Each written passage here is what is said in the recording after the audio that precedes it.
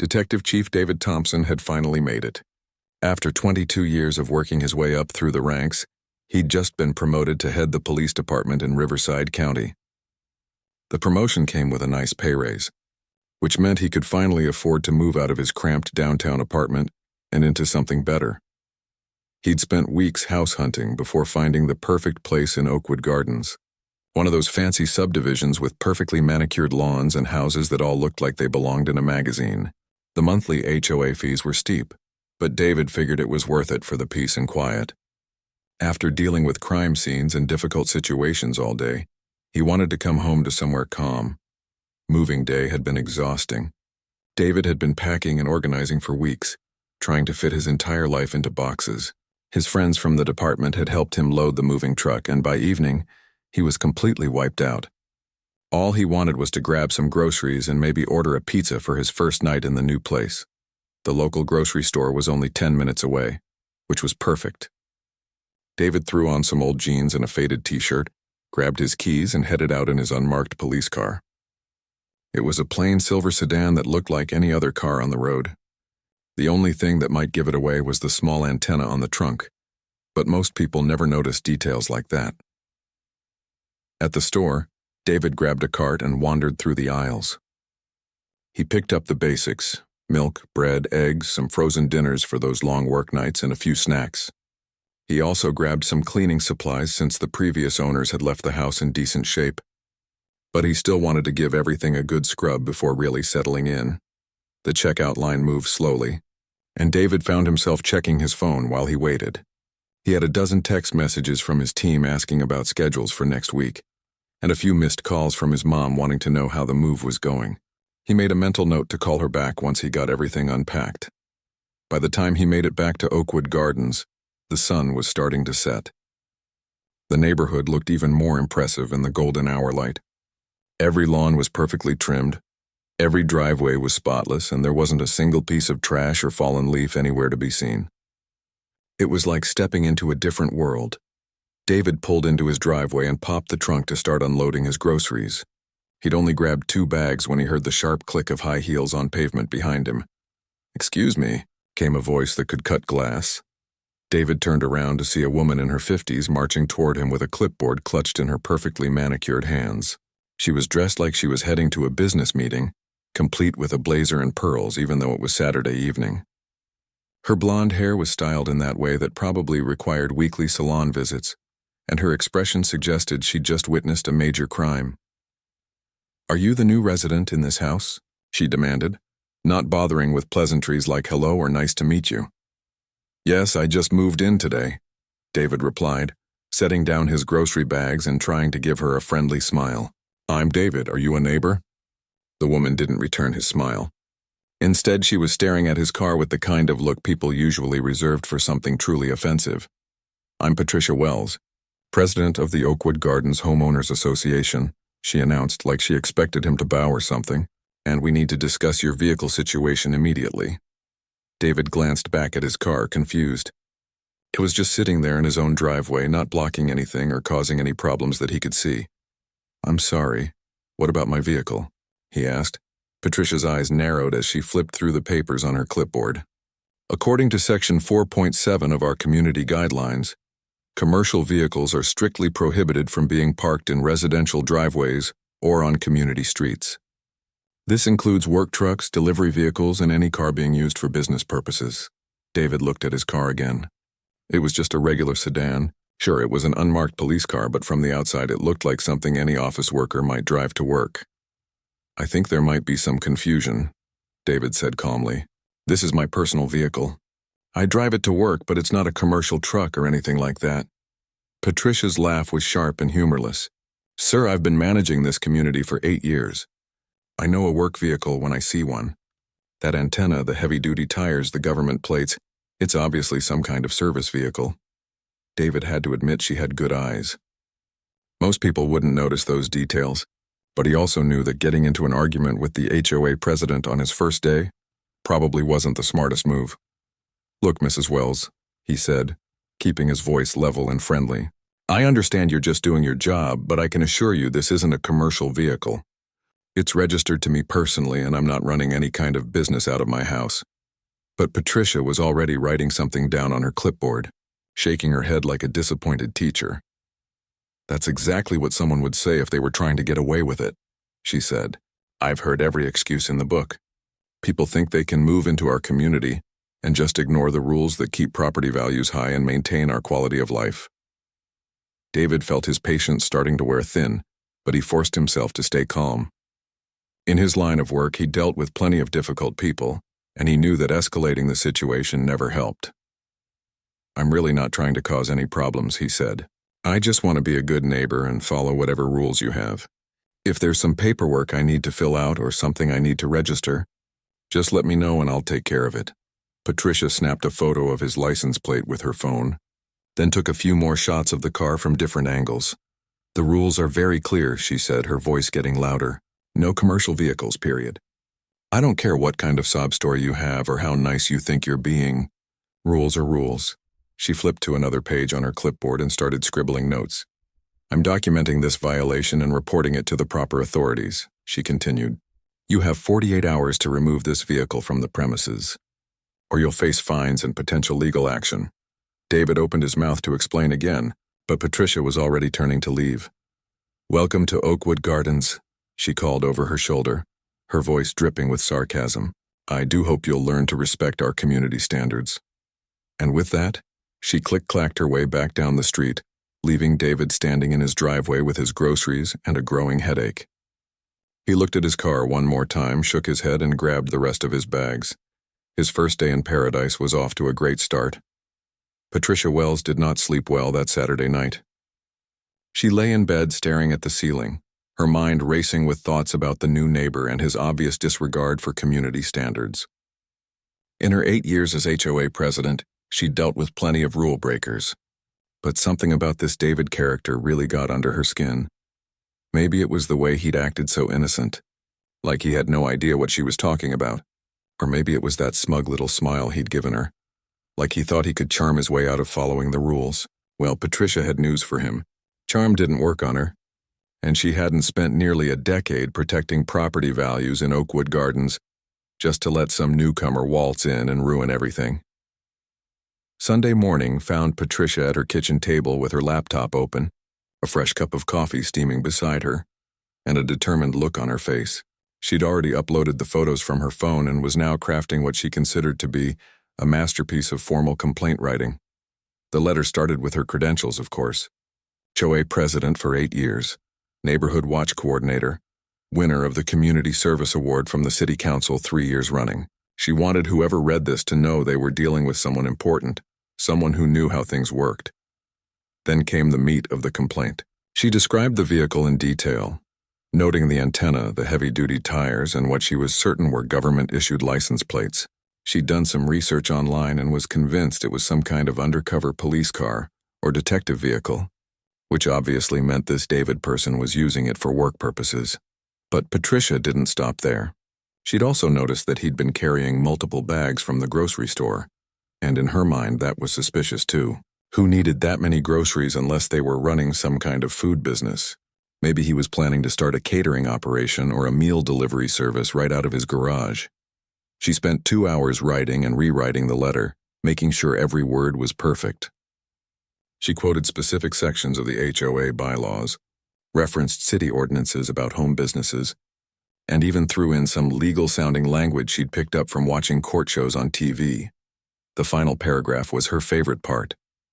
She demanded immediate action, including a full investigation into David's activities, citation for multiple violations, and removal of the offending vehicle within 24 hours. She also requested that someone from the police department contact her personally to discuss ongoing monitoring of the situation. Patricia printed out 3 copies of the letter, put them in official HOA letterhead envelopes, and drove to the police station first thing Monday morning. She'd never actually been inside the building before, but she marched up to the front desk like she owned the place. The officer behind the desk looked like he was barely old enough to drive, let alone carry a badge. His nameplate said Officer Rodriguez, and he had the kind of eager, helpful expression that reminded Patricia of a golden retriever. "Good morning, ma'am," he said with a smile. "How can I help you today?" Patricia slapped her envelope down on the counter with more force than necessary. "I need to file a formal complaint about criminal activity in my neighborhood," she announced. "This is a very serious matter that requires immediate attention from someone in authority." Officer Rodriguez picked up the envelope and glanced at the HOA letterhead. "Okay, let me take a look at this," he said. Opening the letter and scanning the first few lines, Patricia watched his expression carefully, looking for signs that he understood the gravity of the situation. "This appears to be about a vehicle violation," he said, looking up at her with a slightly confused expression. "It's about someone flagrantly violating community standards and city ordinances," Patricia corrected him sharply.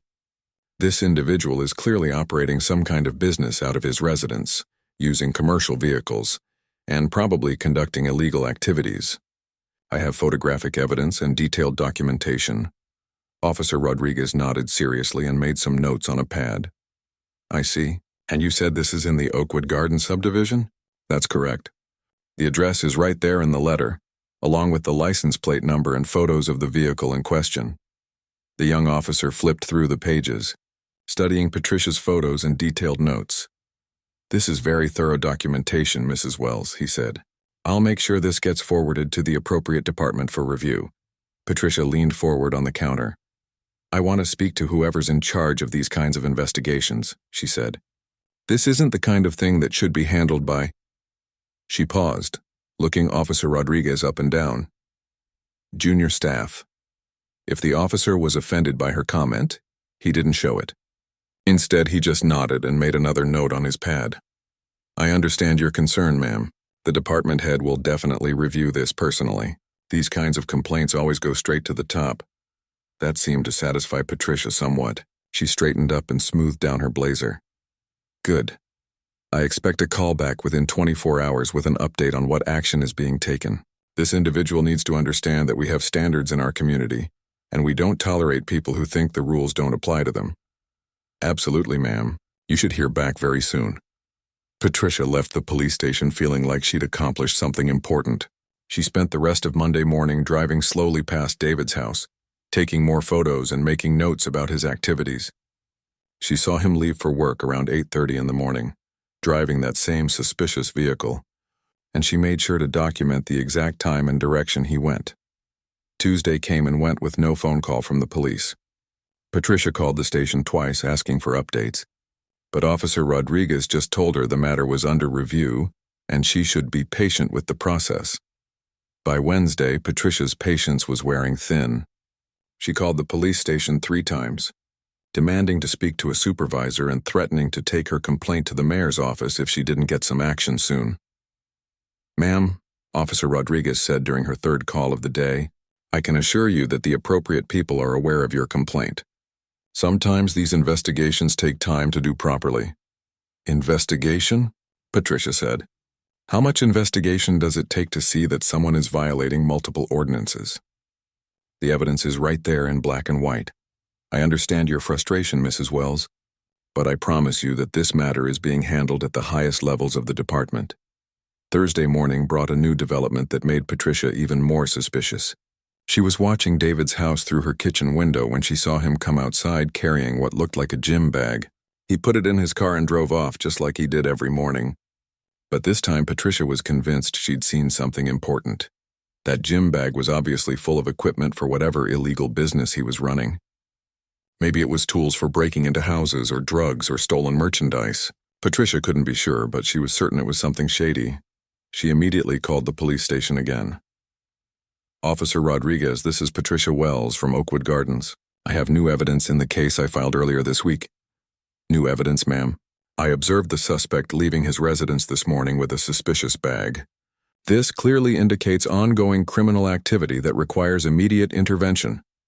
There was a long pause on the other end of the line. "Mrs. Wells," Officer Rodriguez said carefully, "are you saying you saw someone leave their house with a bag?" "A suspicious bag," Patricia emphasized. "Combined with all the other evidence I've already provided, this is clearly part of a pattern of illegal behavior." "I'll add that to the file, ma'am." Patricia hung up feeling frustrated but determined. If the police weren't going to take this seriously, she'd have to escalate things herself. She spent Thursday afternoon researching David online, trying to find any information that might help her case. She found his name in some old newspaper articles about police department promotions, but that just convinced her even more that he was up to something shady. Why would a police officer be living in her neighborhood and driving an unmarked car unless he was involved in some kind of undercover operation that was going to bring danger and chaos to Oakwood Gardens? By Friday, Patricia had worked herself into a state of righteous fury. The police clearly weren't taking her seriously, and this David character was still parking his suspicious vehicle in his driveway every single night, like he owned the place. It was time to take matters into her own hands. Patricia decided to call an emergency HOA meeting for the following week. She'd present all her evidence to the entire community and organize a proper response to this threat to their peaceful neighborhood. After all, if the police weren't going to protect Oakwood Gardens, Patricia Wells certainly would. The weekend brought no relief for Patricia Wells. If anything, her obsession with the David situation had grown stronger. She'd barely slept Friday night, her mind spinning with plans and strategies for dealing with what she was now convinced was a serious threat to her beloved community. Saturday morning found Patricia positioned at her living room window with a pair of binoculars she'd borrowed from her husband's birdwatching collection. She'd set up what she called her surveillance station, complete with a notebook, camera, and thermos of coffee to keep her alert during her watch. At exactly 8:15, David emerged from his house wearing what looked like workout clothes. Patricia immediately grabbed her pen and started writing. Subject exits residence in athletic attire. Possible disguise to avoid detection. She watched him load that same gym bag into his car and drive away, noting the time and direction in her log. This was it. This was the proof she needed that something shady was going on. Normal people didn't leave their houses with mysterious bags at the same time every day, unless they were up to something. Patricia was convinced she was watching some kind of criminal operation unfold right in her own neighborhood. But David's morning departure was just the beginning of what Patricia would later describe as the most suspicious day yet. Around 10 o'clock, a pizza delivery car pulled up to his house. Patricia watched through her binoculars as the delivery driver walked up to the front door, waited for a few minutes, then left with the pizza still in his hands. Criminal not home to receive contraband delivery, Patricia wrote in her notes. Possible drug operation using food delivery as cover. The fact that David simply wasn't home because he was at work never occurred to Patricia. In her mind, everything was connected to some elaborate illegal scheme. Sunday brought even more evidence for Patricia's growing file. She watched David return home around noon, again carrying that gym bag. But this time he also had what looked like a stack of papers under his arm. Patricia was certain these were important documents related to his criminal enterprise. She grabbed her camera and started taking photos through her window, zooming in as much as possible to try to get clear shots of David and his suspicious materials. The fact that the papers were probably just his mail and the gym bag contained workout clothes never crossed her mind. By Sunday evening, Patricia had filled up an entire notebook with observations and taken over 50 photos. She felt like a real detective, uncovering a major criminal conspiracy right under everyone's noses. The police might not be taking her seriously, but Patricia knew she was onto something big. Monday morning brought a new development that sent Patricia into overdrive. As she was settling into her surveillance position with her coffee and binoculars, she noticed something that made her heart race with excitement. There was a different car in David's driveway. This one was a black SUV with tinted windows, and Patricia was immediately convinced it was part of whatever operation David was running. She'd seen enough crime shows to know that criminals always used multiple vehicles to avoid detection. Patricia spent the entire day documenting this new vehicle, taking photos from every angle she could manage from her window. She noted when it arrived, how long it stayed, and even tried to get pictures of the license plate. Though the angle from her house made it difficult, when David came home from work that evening, Patricia watched him talk to whoever was in the SUV for several minutes before the mysterious vehicle drove away. This was clearly some kind of criminal meeting, and Patricia was the only one smart enough to see what was really happening. What Patricia didn't know was that the SUV belonged to David's brother, who had stopped by to return some tools he'd borrowed during the move. But in Patricia's mind, it was confirmation that David was running some kind of major operation that involved multiple people and vehicles. Tuesday brought the phone calls. Patricia had decided that if the police weren't going to take action, she'd start contacting other authorities. She called the city planning office to complain about illegal business operations. She called the mayor's office to report suspicious activity. She even called the FBI tip line, convinced she'd uncovered something that required federal investigation. Each call followed the same pattern. Patricia would launch into her detailed explanation of David's suspicious behavior, only to be told that someone would look into it, or that her complaint would be forwarded to the appropriate department. Nobody seemed to understand the urgency of the situation. By Wednesday, Patricia had decided to expand her investigation beyond just watching David's house. She started taking walks around the neighborhood at different times of day, hoping to catch him in the act of whatever illegal activity he was conducting. During one of these walks, she noticed that David had put his garbage cans out for pickup. Patricia saw an opportunity for intelligence gathering. She waited until after dark, then snuck over to his property and started going through his trash, looking for evidence of criminal activity. What she found was disappointing, but in her mind still suspicious. There were fast food containers, some old magazines, and a few pieces of junk mail. But Patricia noticed that some of the mail had official-looking return addresses, which she was convinced were communications from his criminal associates. The fact that the official mail was probably just bills and government correspondence never occurred to Patricia. She carefully photographed each piece of suspicious trash and added it to her growing file of evidence. Thursday brought the neighborhood email campaign. Patricia had decided that if the authorities weren't going to protect Oakwood Gardens, she'd rally the residents to protect themselves. She composed a lengthy email warning about the suspicious individual who had infiltrated their peaceful community.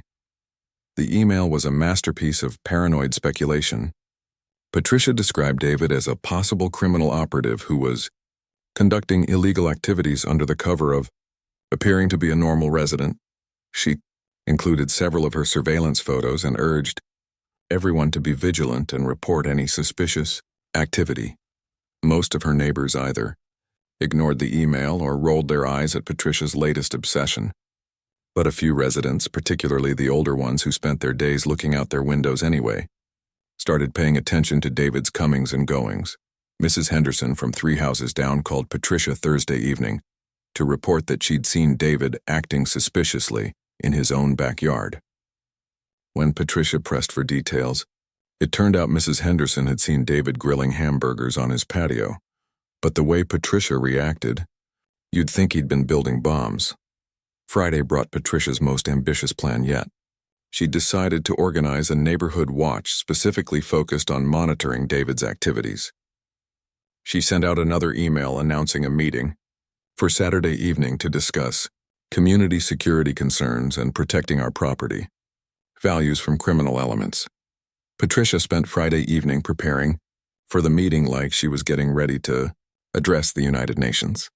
She printed out copies of all her photos, organized her surveillance notes into a formal presentation, and even created a timeline of David's suspicious activities going back to his first day in the neighborhood. She was particularly proud of what she called the evidence board, a large poster where she'd arranged photos of David, his car, the mysterious SUV, and various pieces of suspicious trash she'd collected. Red string connected different elements, making it look like something from a conspiracy theory documentary. Saturday evening arrived, and Patricia was ready for her moment of triumph. She'd set up folding chairs in her living room and prepared coffee and cookies for the neighbors she was sure would come flooding. And once they understood the gravity of the situation, the turnout was smaller than she'd hoped. Only about a dozen neighbors showed up, and most of them seemed more curious than concerned. But Patricia didn't let that dampen her enthusiasm. She launched into her presentation with the passion of someone who truly believed she was saving the neighborhood from a dangerous criminal. She showed her photos, read from her surveillance notes, and explained her theory about David's criminal enterprise with the confidence of a seasoned detective. Some neighbors looked skeptical, others seemed confused, but Patricia was convinced she was making her case. This individual has been conducting suspicious activities since the day he moved in, Patricia declared, pointing to her evidence board. Multiple vehicles, mysterious bags, official correspondence, meetings with unknown associates. It's all right there in black and white. One neighbor, Bob from down the street, raised his hand. Patricia, are you sure you're not reading too much into this? Maybe the guy just works a regular job and minds his own business. Patricia's eyes flashed with indignation. Bob, I've been protecting this neighborhood for 8 years. I know suspicious activity when I see it, and this David character is definitely up to something. The question is, are we going to let him turn Oakwood Gardens into some kind of criminal headquarters, or are we going to take action? The meeting continued for another hour, with Patricia fielding questions and trying to convince her neighbors that David represented a clear and present danger to their community. By the time everyone left, she was exhausted but exhilarated. She was certain she'd opened people's eyes to the threat living right among them. What Patricia didn't know was that several of her neighbors left the meeting planning to apologize to David for their HOA president's behavior. But in Patricia's mind, she'd just taken the first step toward organizing the community response that would finally expose David's criminal activities and restore peace to Oakwood Gardens. The war was just beginning. The emergency HOA meeting was scheduled for Tuesday evening at 7 o'clock in the community center. Patricia had spent the entire weekend preparing what she considered to be the most important presentation of her life. This wasn't just about one troublesome neighbor anymore. This was about the very soul of Oakwood Gardens. Monday morning found Patricia making final preparations. She'd created what she called her comprehensive evidence package, a detailed folder for each attending household containing copies of all her surveillance photos, a timeline of David's suspicious activities, and a formal proposal for increased neighborhood security measures. She'd also prepared what she considered to be her secret weapon, a petition demanding David's immediate removal from the community. Patricia had researched HOA bylaws and was convinced she'd found legal grounds for forcing him out, based on his disruptive influence and failure to comply with community standards. The community center had been booked for 3 hours, and Patricia arrived early to set up her presentation. She arranged folding chairs in neat rows facing a table where she'd positioned her evidence board, surveillance photos, and petition signing station. Everything was perfect for what she was sure would be a triumphant vindication of her efforts. By 6:45, neighbors were starting to arrive. Patricia was pleased to see a much better turnout than her Saturday meeting. Nearly 30 residents had shown up, including some people she'd never seen at an HOA meeting before. Word had clearly spread about the situation with the new neighbor. Patricia called the meeting to order at exactly 7 o'clock, standing behind her evidence board like a prosecutor about to deliver a closing argument. "Thank you all for coming tonight," she began, her voice carrying the weight of someone who believed she was addressing a grave crisis. "I know many of you have busy schedules, but what we're dealing with requires immediate community action." She gestured toward her display of photos and documents. "For the past 2 weeks, I've been conducting a thorough investigation into the activities of the individual who recently moved into 47 Maple Street. What I've discovered is deeply troubling and represents a clear threat to everything we've worked to build here in Oakwood Gardens." A few neighbors exchanged glances, but most were listening attentively. Patricia felt a surge of confidence as she launched into her presentation. "This person has consistently violated our community guidelines from day one," she continued, pointing to photos of David's car. "This vehicle is clearly being used for commercial purposes, despite repeated warnings. But that's just the beginning." Patricia spent the next 20 minutes walking through her evidence, pointing out what she considered to be proof of David's criminal activities. She showed photos of him carrying the gym bag, meeting with the mysterious SUV, and even the suspicious correspondence she'd retrieved from his garbage. "The pattern is unmistakable," she declared. "We're dealing with someone who is using our peaceful neighborhood as a base of operations for illegal activities. The question is, what are we going to do about it?" Mrs. Chen from Oak Street raised her hand. "Patricia, have you actually tried talking to this person? Maybe there's a simple explanation for all this." Patricia's expression hardened. "Mrs. Chen, I attempted to communicate with this individual on his first day here. He was completely uncooperative and showed no respect for our community standards. Since then, his behavior has only become more suspicious." Bob Williams, who'd been at Patricia's Saturday meeting, spoke up. "Look, Patricia, I know you're concerned about the neighborhood, but don't you think you might be reading too much into this? The guy parks his car in his own driveway and minds his own business. How is that a threat? Patricia's voice rose with indignation. Bob, this isn't about one car or one person. This is about maintaining the standards that keep our property values high and our community safe. If we let one person ignore the rules, pretty soon everyone will think they can do whatever they want. She pointed to her petition station. That's why I'm asking everyone here tonight to sign this formal request for his removal from Oakwood Gardens. We have legal grounds based on his repeated violations and disruptive influence on community harmony. Several neighbors looked uncomfortable, but a few of the older residents were nodding in agreement. Patricia could sense the room was divided, but she pressed on. I've also prepared a proposal for enhanced security measures, she continued, holding up another document. Increased patrols, surveillance cameras at key entrances, and a formal reporting system for suspicious activities. We can't rely on outside authorities to protect us. We have to protect ourselves. That's when someone in the back of the room cleared their throat loudly. Excuse me, came a calm, authoritative voice. Sorry I'm late. Traffic was heavier than I expected. Everyone turned to see David walking into the community center, still wearing his police uniform from work. His badge caught the light from the overhead fluorescence, and the radio on his belt crackled softly with dispatcher chatter. The room fell completely silent. Patricia, mid-sentence in her explanation of David's criminal activities, felt her mouth go dry as she stared at the uniform, the badge, the unmistakable authority of someone who very clearly worked in law enforcement. David looked around the room with a friendly smile, apparently unaware of the shocked expressions on everyone's faces. Hi, everyone, he said pleasantly. I'm David Thompson. I just moved into the house on Maple Street a couple weeks ago.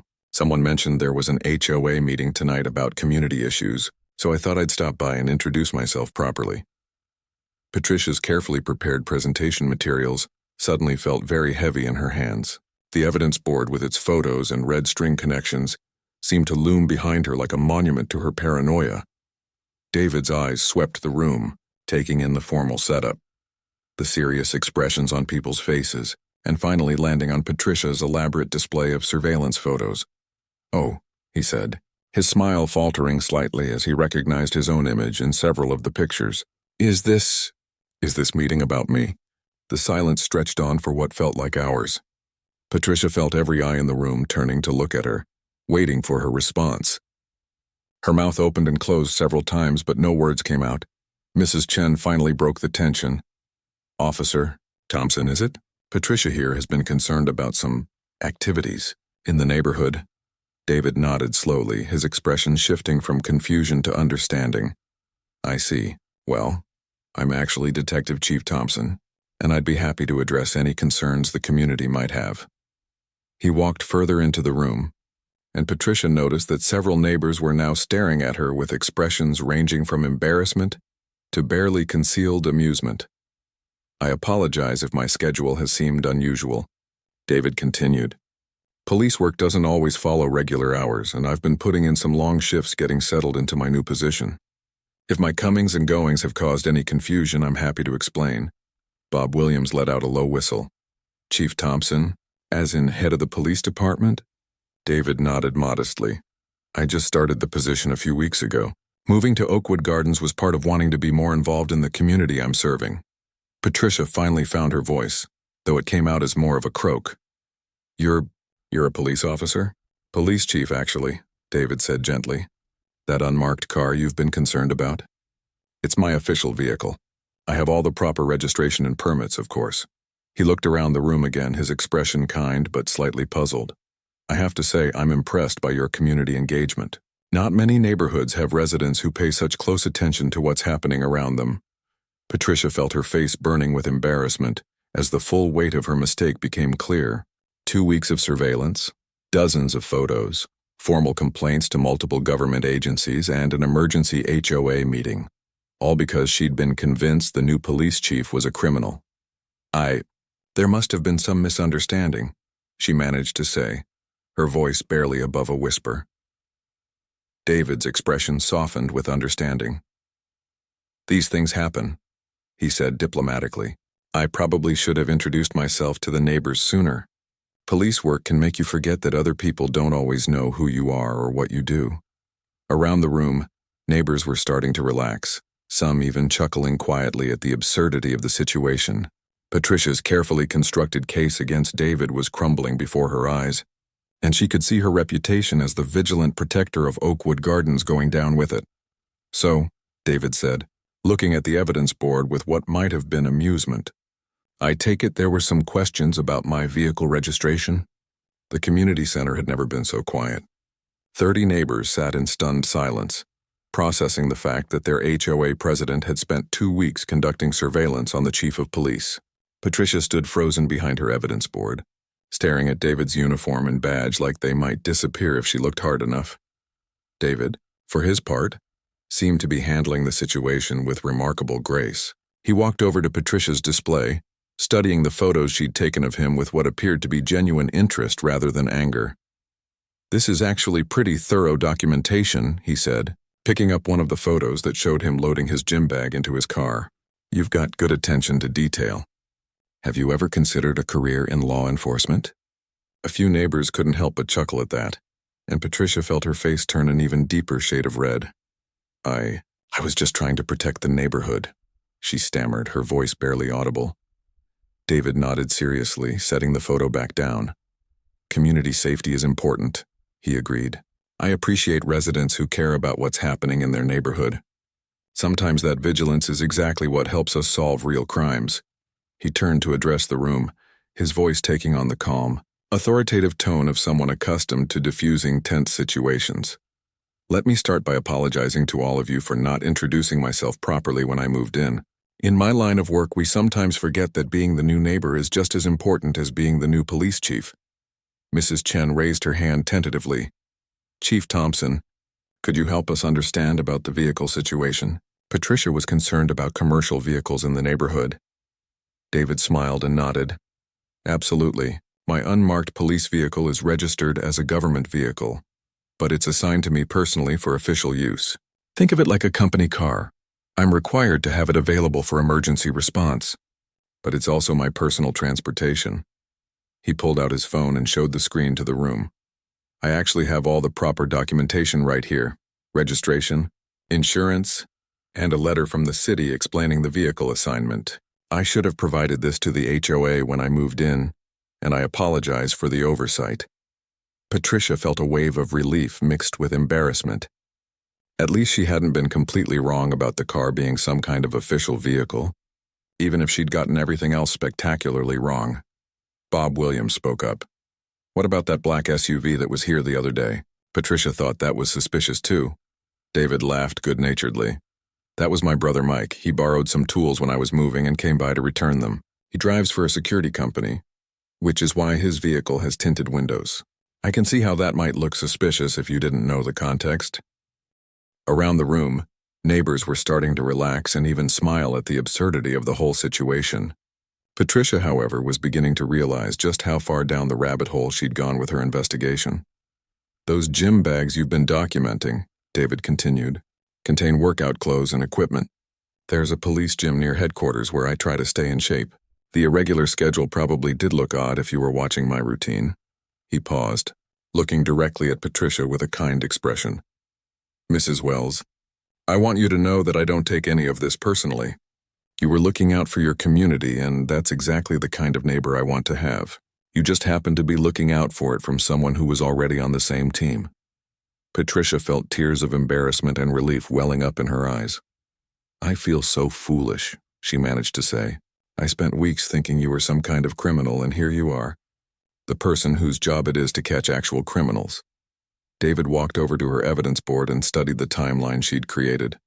"Actually, this level of observation and documentation shows real skill. You notice details that most people would miss: the antenna on my car, the government plates, the irregular schedule. In a different context, those observations might have been exactly what we needed to solve a real case."